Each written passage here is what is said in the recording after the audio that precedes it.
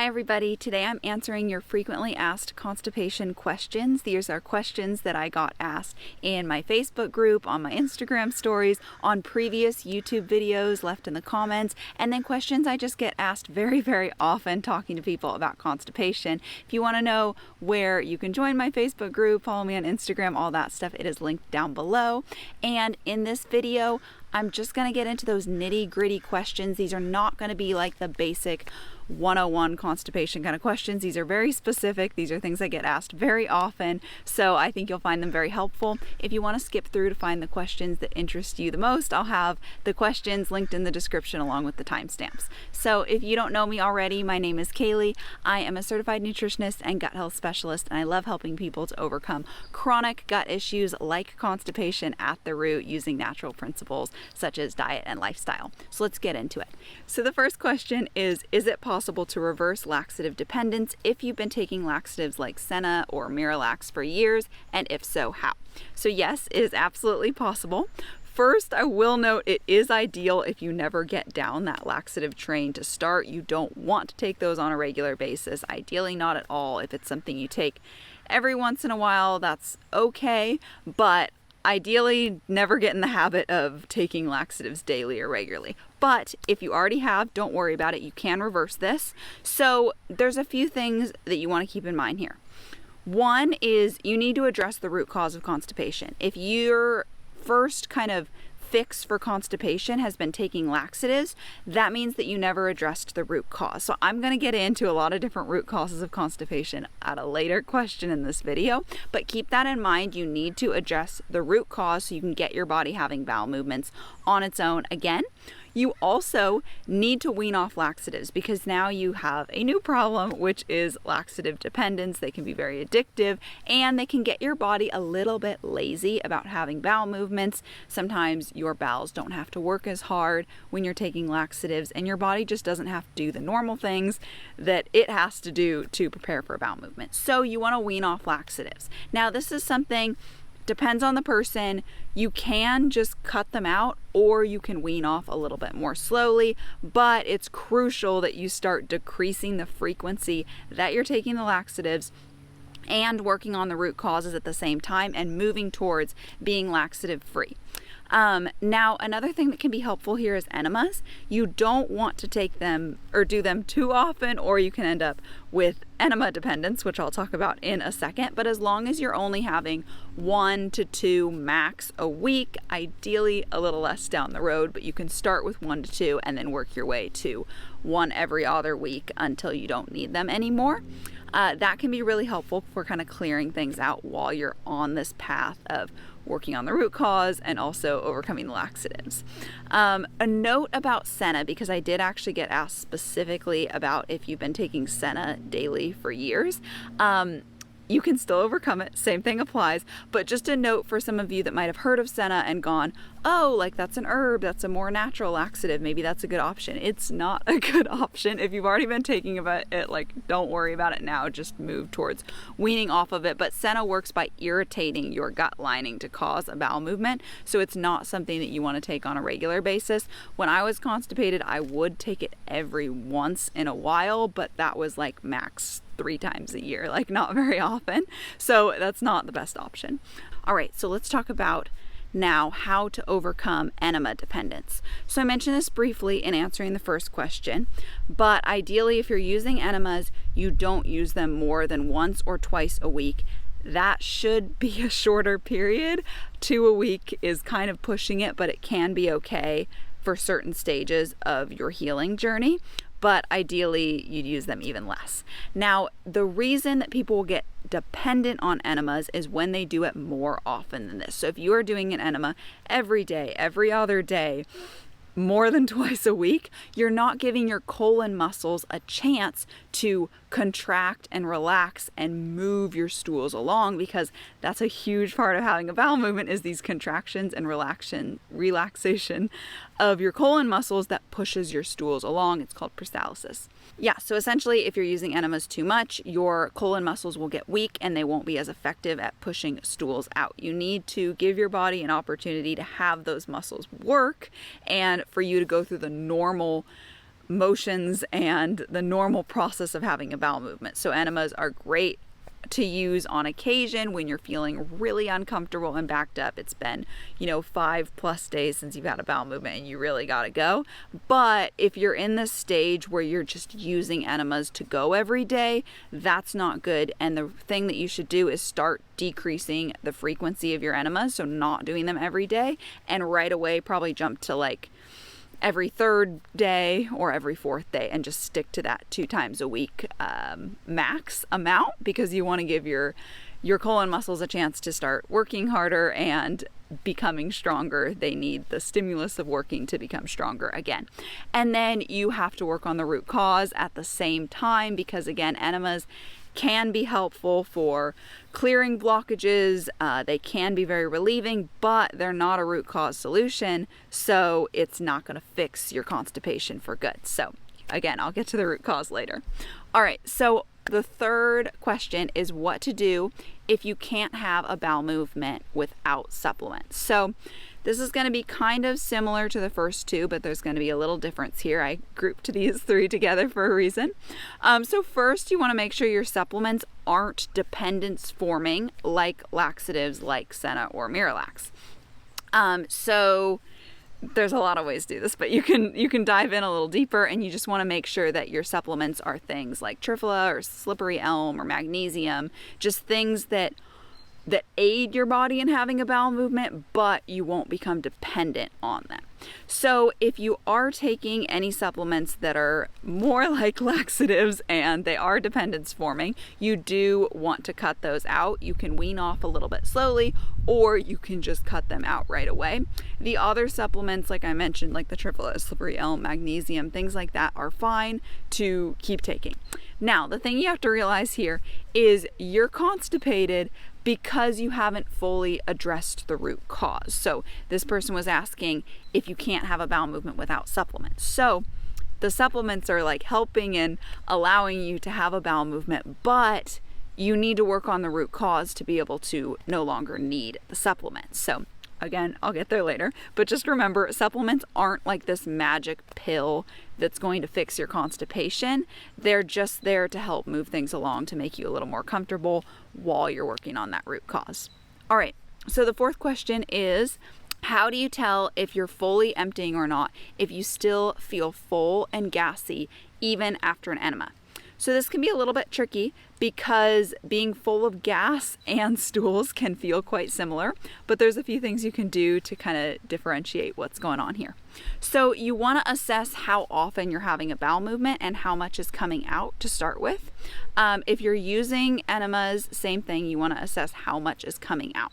So you want to be passing, ideally, at least like a 1/2 cup to 3/4 cup of stools a day. Now you can just eyeball this, but if you're not passing about a 1/2 cup of stools every single day, or if you miss a day, like having a cup the next day, then you're not getting all your stools out. It's gonna vary a lot. For some people, they're gonna be passing even more.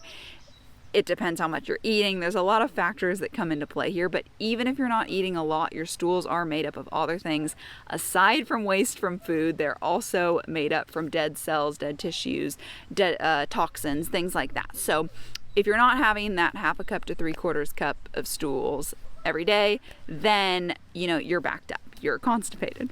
So another thing to keep in mind here is with the enemas, if you're using those, just count the solid chunks, because obviously a lot of liquid comes out as well, but just look at those solid chunks and see if that is equivalent to that, like 1/2 cup, 3/4 cup. And okay, so if you're passing a normal amount of stools, you've just had several days in a row of normal bowel movements, and you are feeling that full gassy feeling, that's from gas. That is not from stools, and you are fully emptying if you're getting, that at least 1/2 cup out a day. Now, if you aren't getting enough out, then you still have stools backed up in there, and then that's what's contributing to that full feeling. You could have gas at the same time too, but that's kind of how you judge if you're fully emptying or not. A better judge, when you get a little more in tune with your body and more healed, is just if it feels like a complete elimination or not. It's just that when you have that gas and bloating, it can kind of mess up that feeling because you still feel full, but you just had a bowel movement or an enema, so you're a little unsure if you actually got everything out. So that's why you want to look at the amount that you are eliminating. And yeah, that's pretty much how to tell. And then another thing here is if you're constipated and gassy and you're feeling backed up all the time, you have gut dysbiosis. So that is an imbalance in your gut microbiome, because when you have these pathogenic microbes that overgrow in your colon, when you have undigested food and fiber and things like that come into your colon, the bacteria will ferment that.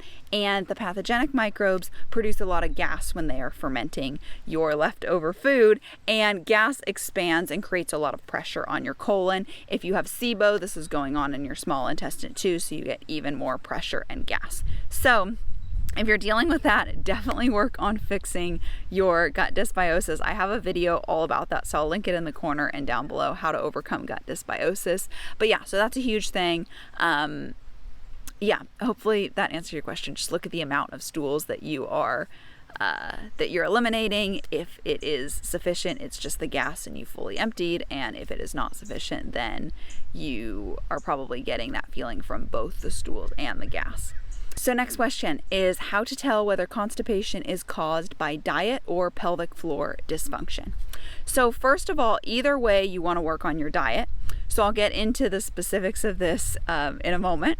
But if you have been honestly very strict and very consistent with a good gut healing and constipation fixing diet, which I'll go into the details of what that looks like in a little bit.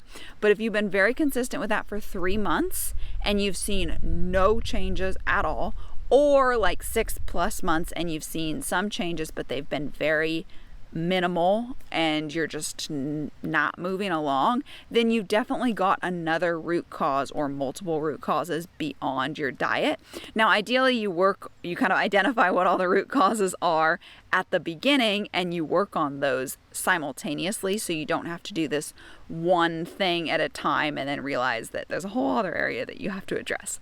But anyway, yeah, so if you're really strict with a good diet and it's not working, then you have other root causes. So it definitely could be a pelvic floor dysfunction. That is one potential cause of constipation. How to know if you do have a pelvic floor dysfunction, really you want to see a pelvic floor physical therapist, somebody who specializes in that. They will be able to give you the best feedback on whether you have that or not. But then also note there are other potential causes. So it's not just your diet or a pelvic floor dysfunction. There's a lot of other possibilities here: gut dysbiosis, stress, things like that. Again, I'll get into all the root causes towards the end of this video. But yeah, so in general, when you're figuring out like what's causing your constipation, where you need to prioritize what you're working at, you want to just reference the most common causes that I'll get into in a little bit with your current diet and lifestyle, and then just kind of figure out by cross-referencing like which ones apply to you, start working on those, and then there's a little bit of trial and error in there. All right, next question. What's the best diet to overcome constipation? And then I also got asked more specifically, like, do you have to do GAPS and drink meat stock? So I'll address that part first. So you can do GAPS if you want. GAPS is an excellent diet. I really like it. So a lot of people don't like that it's very strict. So I actually don't have very many clients go on GAPS because you don't always need to. And I like to find kind of the balance of a gut healing diet, but something that's not too strict that it works with your lifestyle. So my constipated clients have healed without GAPS. So it's not necessary most of the time, but you know, if you've been really consistent with your diet, with your lifestyle, with working on these other root causes, and you're not seeing the changes that you want, then, you know, go for it. Try GAPS, because you could have deeper gut issues that really need that to heal.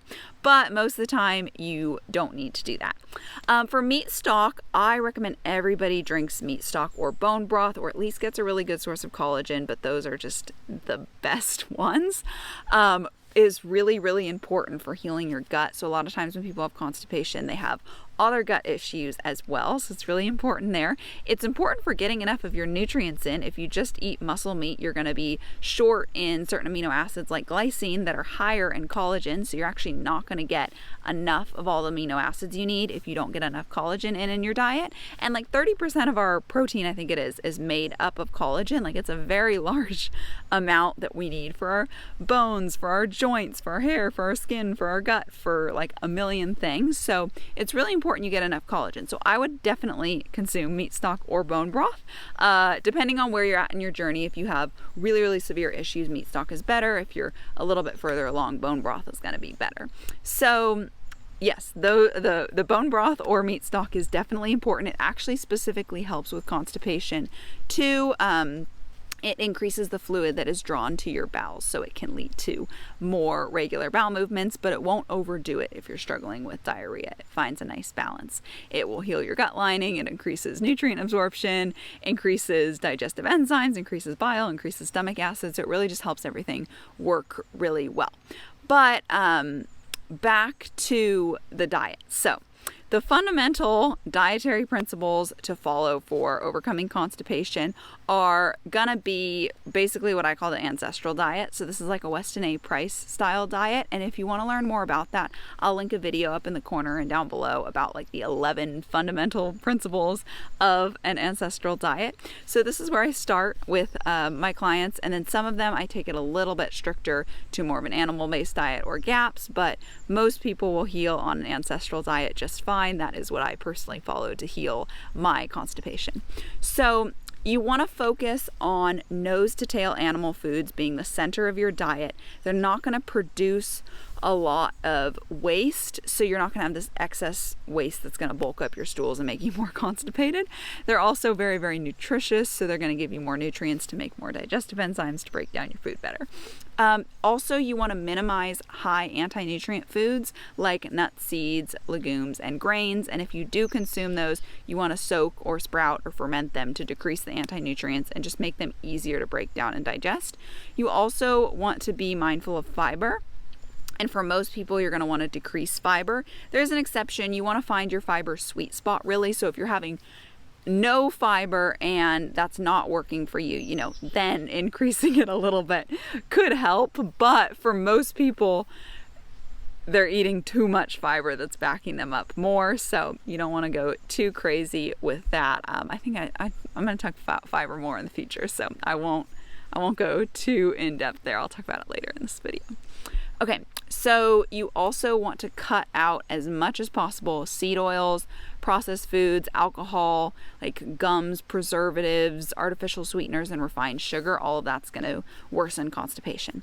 You want to eat lots of fermented foods like fermented veggies. That's going to be really helpful for restoring your gut microbiome, restoring the bacteria, and that's going to help balance fluid in your colon, draw a little bit more fluid in, and help you to have bowel movements. You want to get enough animal fat. Animal fats are the healthiest fats, and it will kind of like lubricate your stools a little bit, make them a little bit softer, easier to pass. It'll stimulate a little more bile flow. That will help your stools to pass easier. So it's important to eat enough animal fat. You also want to consume cooked veggies instead of raw veggies more often. If you want a salad or you want a little caprese salad with cucumber and tomato, like that's fine. But in general, try to consume cooked veggies instead of raw veggies and just cooking as much of your food as possible. You also want to eat fruit. Fruit really helps a lot of people with constipation. There's different types of fiber, but basically it has the better type for your gut, which is soluble fiber, without like overdoing it too much. So that helps to bring a little bit more water into your stools. It doesn't back you up and add tons of bulk like the insoluble fiber does. So fruit is really good. You can drink like hydrating beverages, so bone broth, milk if you're tolerating dairy, okay, aloe juice, coconut water, a good juice, something like that. And then optional, these are all things that have helped past clients of mine. They're just kind of little random foods that they felt really helped them to have more bowel movements and stimulate bowel movements. So these are all optional, but you can include prunes, stewed apples, apple juice, beetroot juice, cranberry juice, hot water with lemon, coffee, cooked beets, or mustard seeds. You also don't want to snack and you want to have at least 3 hours between your meals so that you are fully able to digest food in your stomach and move all of that into your small intestine before you're adding more food into your stomach again. So yeah, make sure you're not snacking and you have at least 3 hours between your meals. Also, a little bit of intermittent fasting can help. Now, this totally depends. If you are very stressed, if you have thyroid issues, if you have hormonal issues, then intermittent fasting is not usually a very good way to go. But basically, I just mean not eating immediately when you get up and not eating like immediately before you go to bed. But if you wait a little bit in the morning and wait a little bit in the evening, it can give your body a chance to just digest your food a little bit better. It's generally kind of harder to digest your food at the very beginning of the day and the very end. So if you just wait like till 9 o'clock in the morning or 10 o'clock to have breakfast, and finish your dinner by 7 or 8 and don't eat after that, that can help a lot too. All right, so there's so many more things I could say about diet, but I have tons of videos about constipation and about diet that you can check out. Those are like the fundamentals to follow. All right, next question. So why are my bowel movements incomplete? So by incomplete bowel movements, I just mean you're not getting everything out. So you get some stools out, but you still feel kind of backed up, bloated. You just feel like there's still something in there. Sometimes it feels like it's right at the bottom, but just won't come out. So you want to be having complete bowel movements. So if you're having incomplete ones, here's some of the reasons. So one, it could be stress. You need to be relaxed for your anus to open enough to have a bowel movement because it's a sphincter, and sphincters open up when you are relaxed and they kind of tighten up when you're stressed. So if you're stressed, it's going to be really hard to sit there and have a bowel movement.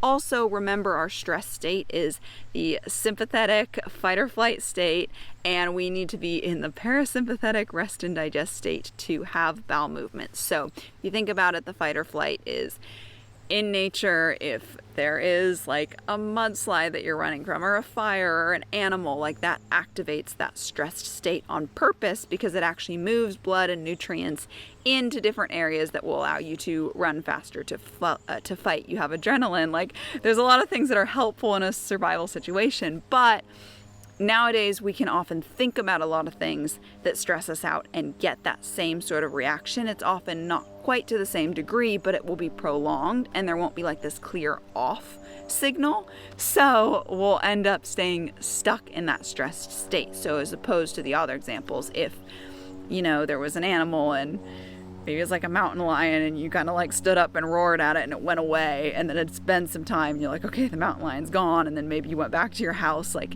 there's no reason to be stressed anymore. But with a lot of the stress in our head, if you're stressed about finances or work or getting all the stuff you have to do done today or whatever it is, there's not an off signal as often, so you can end up stressed for a long time. So if you're feeling that stress, it's going to inhibit you from having a bowel movement because our bodies still act a lot like we are living in the wild, and under those stressful circumstances, those ones that could be life-threatening, you're not going to want to squat down and have a bowel movement. So our body actually inhibits that ability. So if you're really stressed, that's going to make it really hard to have complete bowel movements or even have bowel movements at all. Another reason for incomplete bowel movements is if you're not giving your body enough long opportunities that you're relaxed during to have a bowel movement. So one of the things that I think is the most important for healing constipation, it made a massive difference for me, is having those relaxed times in the morning. So you want to think about your normal time that you would go to have a bowel movement. For me, after breakfast is the main time. Sometimes happens before, but the most often is after breakfast. So if I was constipated again, I would know that's my normal time. So I would start getting in the habit of sitting on the toilet for about 10-15 minutes after breakfast every day to give myself the opportunity to go. Now, when you aren't constipated anymore, you get urges and you don't have to worry about that and you just go. But when you are, you want to train your body to get an urge and know that you can go at that time. So a huge problem that will cause people to be constipated, and a huge contributor to my constipation back when I had it, was if you have a very rushed routine in the morning and you have to go off to work or school and you just don't really have enough time to sit down and go, then it's going to be really hard and your body's just kind of going to hold on to it longer. So you want to give your body that nice, good opportunity to go every day to kind of get in that habit and make sure you find a time that works with your schedule. And another thing on that, why that could lead back to the incomplete, is maybe even you have an urge and you got to go to work you got to leave for work in 5 minutes, and you try to go real quick and you get some out, but you're kind of stressed and you didn't have enough time to complete your bowel movement. Then you're not letting your body get everything out. And yeah, so that could lead to incomplete bowel movement. All right, another cause for incomplete bowel movements is going to be if your bowel movements get too bulky and compacted, then the whole mass of stools can be too hard to pass on its own. It can be too large. So little pieces will break off. The longer your stools are in your colon, the drier and harder they get and the rockier they get. So you can start to have kind of little rocks fall off that, but the big mass of stool is just too big to comfortably pass, and it gets compacted just by staying in your stools or staying in your colon for too long, and kind of the other causes of constipation that I will get into later. And then you can also get incomplete bowel movements by just having slow motility in your colon. So that means that basically your colon muscles are not pushing things along fast enough. They're moving too slow. So you could have gotten your stools out that were near the end and ready to go, but you might have a lot of stools just further back in your colon that aren't quite ready yet, but they're still kind of pressing on your colon and causing some discomfort as well. So those are kind of the main reasons for the incomplete bowel movements. So the next question I have is, should I consume more fiber or take a fiber supplement? So no, I don't recommend it. Fiber adds bulk to your stools. So if you think about, if we have a freeway and it is a rush hour and there's a lot of traffic and there's lots of cars, think about the cars as your stools and the freeway as your bowel. So if you were to add more cars to this freeway, it would back up everything even more and it would slow everything down even more. So if we add more fiber, more bulk to our stools, it will back up and slow everything down even more. So this is one of those things that can compact your bowels and make them too large to pass as well. So you really don't want to overdo the fiber. That is not going to help you. So don't focus on adding any more. Some in your diet is fine. The soluble fiber is going to be a lot better, like I was talking about before. So things mostly from fruits is going to be a lot more helpful, but just avoid tons of grains and legumes and raw veggies. That's what's going to really add a lot of bulk and be really hard to digest and just not work well for you. I also got asked more specifically about chia seeds and flax seeds and if you should take those. I wouldn't really take them as a supplement. I don't think that that's necessary. There's a lot of other things that would work a lot better to help you with your constipation. If you like to have those in your diet, for example, I will have yogurt bowls with fruit and peanut butter, and I'll put a little bit of chia seeds on there sometimes. Like, that's fine. But yeah, I wouldn't take chia seeds or flax seeds as a supplement. I really wouldn't add any supplemental fiber. I would just eat the amount you're eating, take note of how that's feeling. And one thing that I noticed when I was constipated was I was eating way too many veggies and way too many grains, and that was backing me up. So I cut out the grains. I cut out all legumes but peanut butter. And I cut back on the nuts and seeds. And then I also cut back on veggies, and I ate a lot more animal foods and fruit, and that worked so much better for me. That works a lot better for my clients as well. So you don't need to add fiber. It's going to add more bulk to your stools. Definitely don't take a fiber supplement. If you want a little chia seeds or flax seeds here and there in your diet, that's okay, but I really wouldn't go crazy with them. I would pick chia over flax seeds too. They're a little bit easier to digest. All right, next question. Me and my sister eat the same, but she poops more and has more volume poops than me. Am I absorbing more food while she poops out nutrition? Okay, so this is a great question. It's very interesting. So first, I want to note, everybody's digestive system is a little bit different. Everyone's metabolism is a little different. Everyone's body works a little bit differently. So even if you're eating the same, these other factors do come into play. And then also, I don't know exactly what you mean by eating the same. So if you're eating like pretty similar, same types of food, your sister could be eating a little bit more fiber and have a little bit extra waste. She could just be eating a little bit bigger portions of veggies than you, or maybe she's eating a little bit more food and it just kind of adds up. So that's a possibility, but if it's pretty similar, I'll get into what that could be in a sec.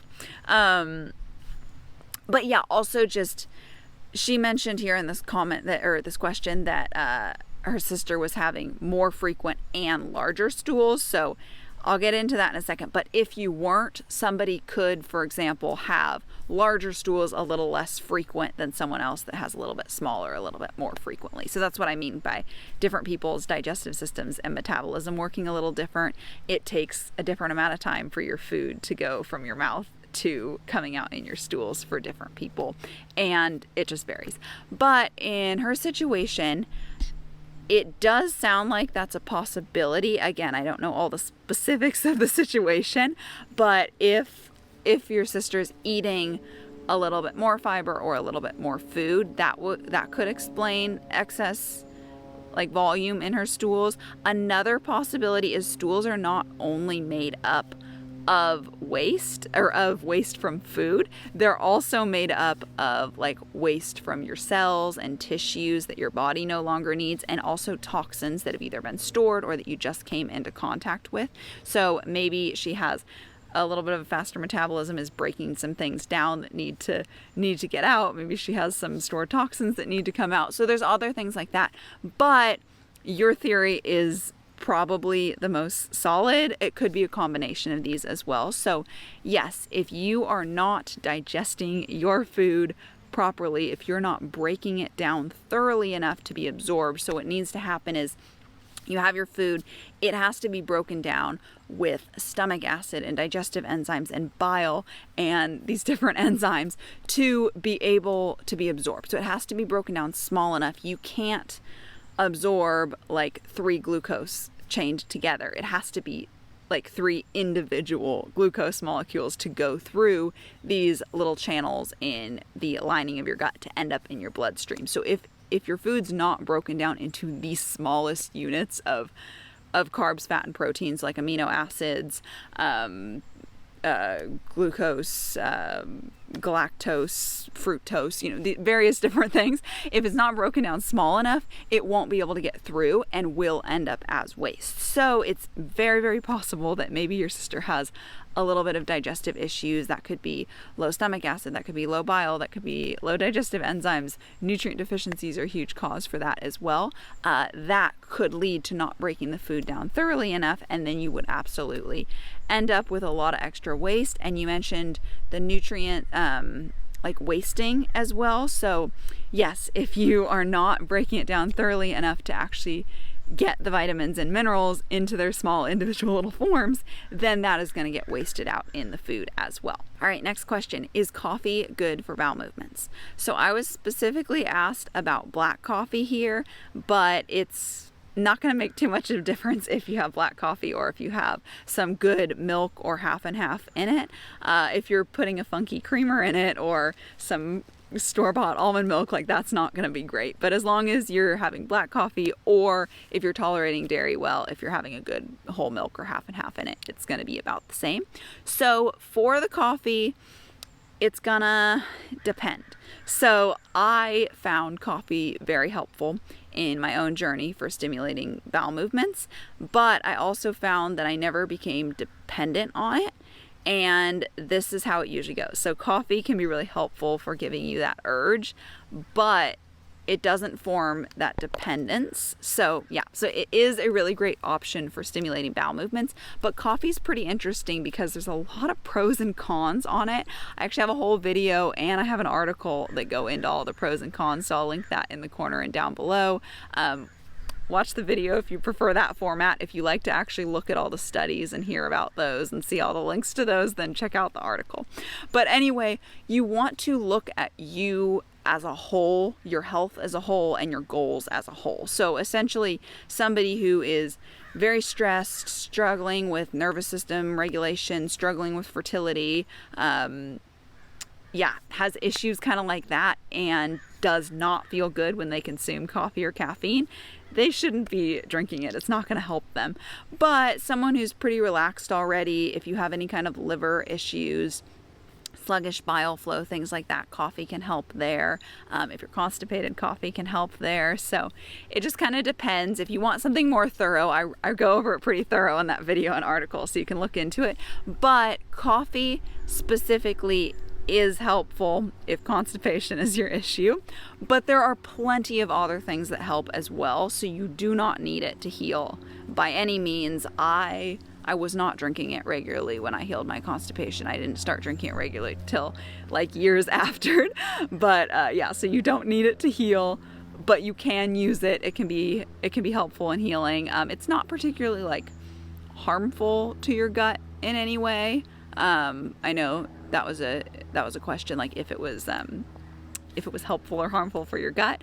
And then also just note, there's a lot of other factors. I get into this in that video and article, but coffee, like when you consume it, the quality of coffee, a huge problem with coffee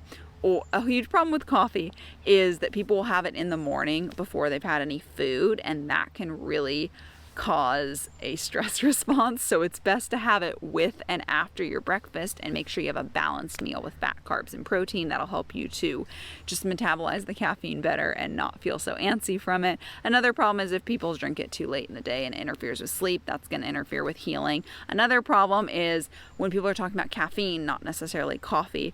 A huge source is energy drinks, which clearly are not good for you. So it gets a little bit mixed, but also coffee can be very prone to being sprayed with pesticides. It's very prone to having molds if it's not stored properly. So there's a lot of things like that that can affect how good it is for you as well. So if you're having a good quality coffee, I always get organic dark roast coffee. The dark roast will roast more molds out if any are in there. You can buy companies that are like great at testing for molds. It's a little bit more expensive though. I've gotten those before in the past though, and they're really good. So yeah, it's not a black and white answer. The guy who asked this had mentioned that he was also dealing with liver issues. So if liver issues and constipation is like your main issues, and you're getting a good quality coffee and you're having a mug with your breakfast, I think that's fine. But I believe he also mentioned that it wasn't making him feel the best. So I just kind of reevaluate, see, is it certainly the coffee or is it something else? You know, sometimes it can be hard to tell. If it's definitely the coffee that's not making you feel good, just stop it. You don't need it to heal constipation. You don't need it for your liver health. There's plenty of other things that you can do for your liver. You can drink dandelion tea, burdock tea, things like that, and eat fats, and there's a lot of things you can do. All right, next question is, why do I have diarrhea sometimes even though I'm mostly constipated? So this could look like a few things that I'll see. One is some people have alternating constipation and diarrhea. And the other thing that I will see is I have had clients that have been constipated for a really long time. They're working on healing, and all of a sudden they send me an email or they come to a call and they tell me, I've got diarrhea now. What happened? So in these situations, it's usually pretty short-lived. And what kind of happened there is they overshot the mark. They've been working on constipation, doing all these things to heal it. And a lot of times it has to do with your gut microbiome adjusting. And they just kind of overshot their goal a little and went a little too far with diarrhea for a second, and then it balances back out to normal stools. So if you've been constipated for a while and you get a sudden burst of diarrhea, it can be a good sign that you're really close to healing. A huge cause for an alternation between constipation and diarrhea is a change in the bacteria that are in your gut microbiome. So some of them will produce, some of the pathogenic ones will produce gases that draw fluid towards your colon. Some of the pathogenic ones will produce gases that draw fluid away from your colon. So if it's drawing fluid away from your colon, it's going to make your stools harder, make everything slow down, give you constipation. If it's drawing fluid towards your colon, it's going to loosen everything up, make it flow right through, and you're going to end up with diarrhea. So sometimes in the process of fixing your microbiome, maybe you got some of the bad ones out that cause constipation, but for a second, some of the bad ones that cause diarrhea overgrow, or you just kind of chronically will have both of these and will alternate between constipation and diarrhea. So gut dysbiosis is a huge cause for this, so you really want to work on healing your gut microbiome, getting plenty of fermented foods, avoiding alcohol and sugar, those kinds of things. And then, let's see. Oh, another thing I'll notice is it seems to be a little bit more common to like be constipated for a while and get a little bit of diarrhea if you're taking laxatives or like laxative like supplements. Sometimes that can overshoot your goal a little bit. So if that happens, definitely get off of those. It's not something I recommend you rely on anyway. I already talked about that a lot earlier in this video. And then another situation that can occur here is that you get so constipated and so backed up that your stools are so large and compacted that they are just blocking your colon, and then you end up getting stools that are like forced to try to find a way around it, and they have to be really loose to do so. So you can end up with this big hard hunk of stools in your colon and diarrhea like squeezing around it to get out. So that is another possibility. If you do get that really compacted stools, that is where colon massages. So I have a video that's how to massage your colon to help relieve constipation, so you can check that out in the corner down below if you want to learn how to do that. But that can be really helpful, and then doing that in combination with an enema or a colonic can help to relieve those stuck stools as well. Those are some of the best things, but there's other things you can do too. And then also, I had mentioned a lot fixing your microbiome here, so if you want to learn more about how to fix gut dysbiosis and get your microbiome on track so that you end up with normal stools all the time, I'll link that video up above and down below as well. All right, next question. I have weak colon muscles and slow motility. What do I do? So you really need to get your colon muscles working again. Think about if you used to lift weights and you could do 20 push-ups and you haven't like lifted weights or worked out in a long time, and you go to work out and now you can only do 7 push-ups.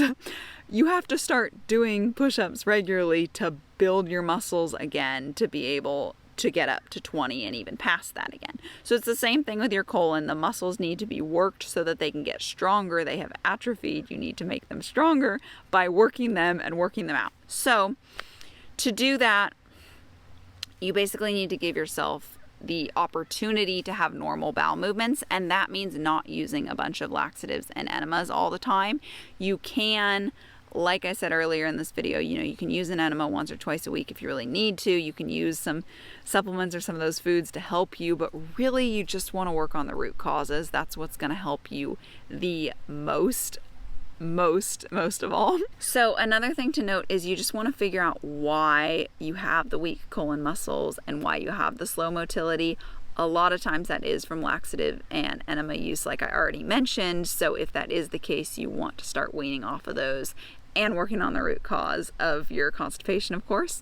You also really want to make sure you're getting enough minerals and nutrients, because those are really important for your colon muscles to work and for things to move along, for your muscles to contract. You need different things like sodium and magnesium and calcium and potassium. Magnesium is for relaxing, but anyway, for your muscles to contract and relax, you need a lot of minerals and nutrients. So it's really important to get those in your diet. You can take a magnesium supplement if you want. A lot of people find that helpful for constipation. You can also just make sure you're getting enough magnesium-rich foods too. So then you also want to improve your digestion in order to improve that motility. So I have a whole video about this. I'll link it in the corner and down below. But essentially, if things aren't working well in your upper GI tract, if you've got, weak stomach acid, if you don't have digestive enzymes and enough bile to break down your food efficiently, and things are moving too slowly up top, they're still probably going to move a little bit too slowly down in your colon as well. So you really want to work on your whole digestive system and get everything functioning properly, and that will help things to move along a lot quicker as well. All right, last question is, how can I heal constipation for good? So I got 2 more specific questions that I will read in a second that I felt like it just made the most sense to combine them here, because I get tons of variations that really just come down to, well, you need to work on the root cause to heal your constipation for good. And it seems like what you really want to know is, how can you heal? So the 2 questions that I got recently were how to cure constipation IBS without so much effort, like laxative use, low FODMAP, supplements, tons of water, etc., especially when all those don't even work all the way. So excellent question. Those aren't the best things for curing constipation and IBS, and you haven't addressed the root cause if that's what you're doing, so that's why you're not healing. So by addressing the root cause, you get your bowels working properly again, and then you don't even have to think about it. So there's absolutely a better way. I'll get to it in a second. The other question I got recently was what to do when the traditional suggestions don't work. An example, fiber, water, this diet or that diet, etc.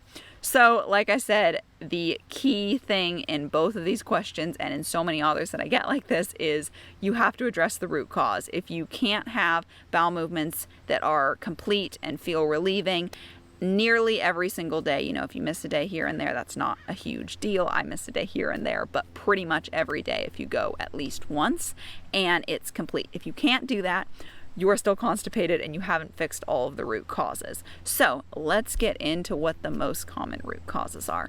Gonna be a microbiome imbalance. I talked about this a lot. This is when your gut bacteria is off, you have an overgrowth of pathogenic microbes, they're producing gas that is drawing fluid away from your colon, and things are drying out.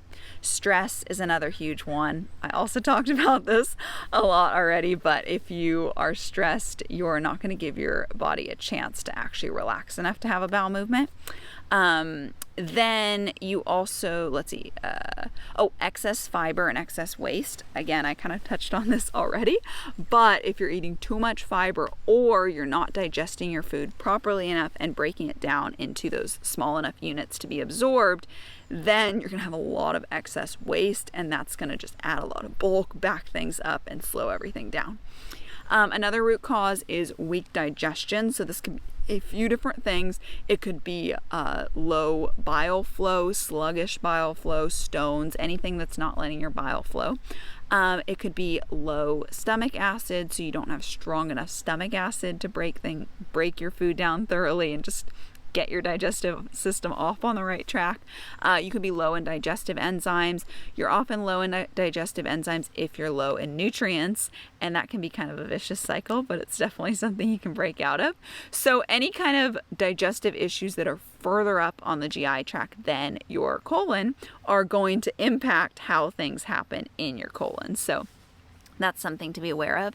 Another root cause is going to be just an improper diet. So if you're not eating very healthy, or if you're eating that kind of like trendy healthy diet of like lots of kale salads and quinoa and green shakes and that kind of thing, because I was eating that way when I was the most constipated ever. If you're eating all these grains and veggies and not enough meat, that is really going to back you up. So that would also be considered an improper diet, where I'd also say like standard American diet, fast food, lots of seed oils, lots of like cheap quality meat, like that kind of stuff is also going to not be great. Lots of processed foods, lots of sugar.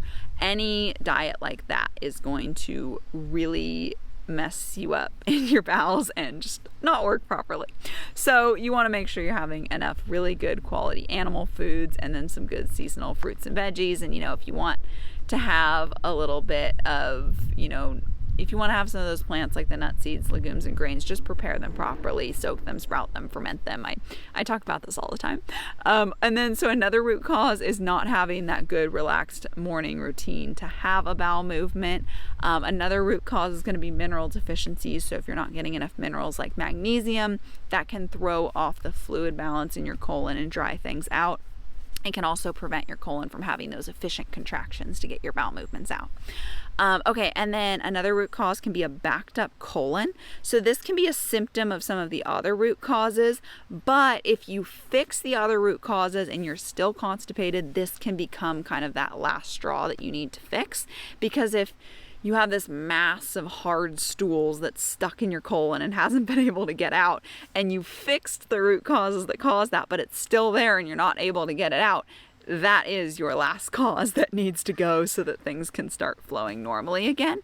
So if that happens, like I said earlier, an enema or colonic mixed with the massaging of the colon is probably going to be the best thing to get that out. At a minimum, start massaging that area very well to break up that stool and pass it. Along the same lines, it is possible, it's not very common, but it is a possibility to actually get a very large parasite, like a parasitic worm, to grow in your colon and become so big that it's blocking a large part of your colon. Again, this is not very common. I haven't seen this in my practice, but I have heard of it before.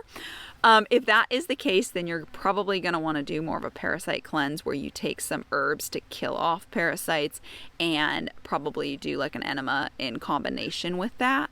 Again, this isn't very common, but it's nice to have a lot of different ideas so that you have different tools that you can use on your healing journey. So parasite cleansing can be that thing that helps people with the last straw of their constipation sometimes. Okay, and then the last root cause I have is not having enough lubrication in your stools. So by this, I really mean water and fat. You really need to be eating enough quality animal fats to pass your stools easy. And I know that drink water is one of those things that people say all the time. And you're like, that's not enough. It's not working. It's because it's not enough on its own. Like, let's be real. Most people cannot heal their constipation by drinking more water. But it is one thing that is important. So drinking more water can help, but you don't want to go overboard. You want to actually make sure you're really hydrating yourself. So drinking water just to your thirst, you don't have to push it. Pinch of salt in there, bone broth, milk, these other hydrating beverages are good too. You want to make sure you're hydrating and not drinking too much water that actually ends up dehydrating you. So the key is to figure out which root causes are causing your constipation. It's usually pretty easy just by going down that list. I'll just say it real quick this time, but microbiome imbalance, stress, slow motility - weak colon muscles, excess fiber and waste, weak digestion, that could be low bile flow, low stomach acid, or low digestive enzymes, just any issues further up the digestive tract, improper diet, not having a good relaxed bowel movement routine, mineral deficiencies, a backed up colon, that could be either stools or a parasite, and then not enough lubrication in the stools, that being fat and water. So just going down that list, you can go back and replay it and pause or whatever you need to do. You can probably identify some of the things that you need to work on right now. And if you've got 3 or 4, start there, work on those. If it's not enough, you can come back and add more things in. So you really want to work on those. I have a lot of content on how to do that. I think it would take too long to go over each of those root causes right now, but I actually have a lot more videos on constipation. I will link a lot of them down below if you want to dive into this even more. I will be making more videos on constipation and gut health, so if you're not already subscribed, you can subscribe and then you'll know about the videos that I make in the future. I really love answering your guys' questions. And you guys seem to enjoy it too when I make these kinds of videos. So if you do have more things you want me to talk about, if you've got questions, if you've got video ideas, I love to hear those. So feel free to leave those in the comments. I always really appreciate your comments. So, feel free to just say hi down there too. I do read all your comments and I try to reply to all of them as well. And then if you want more specific help healing your constipation, that is something that I do. I personally had constipation for 10 years. I was having about 1 to 2 bowel movements a week. I had bloating bloating, gas, IBS, abdominal pain, a whole host of gut issues, and I have been healed for 7 years now and been pretty much symptom-free the entire time. And I've helped a lot of other people to overcome gut issues. Constipation, bloating, and IBS are my specialties. That is what I do the most often, what I help people with the most often. So if you're feeling stuck on your gut healing journey and you just want more help to, I gave you a lot of ideas in these videos, but if you want more help and someone to tell you like, okay, this is what's going on for you, and then to give you a roadmap to heal and be able to check in regularly and ask your questions and get help through the whole healing process, then I offer that in my coaching program, Ancestral Gut Healing. So if you're interested in working together and just want to hear more about what that is like, I'll leave a link down below where you can book a call with me, and I'd be happy to share more about my program and see if it is something that you would like to join. And if you would, you can go ahead and join. So thank you so much for watching.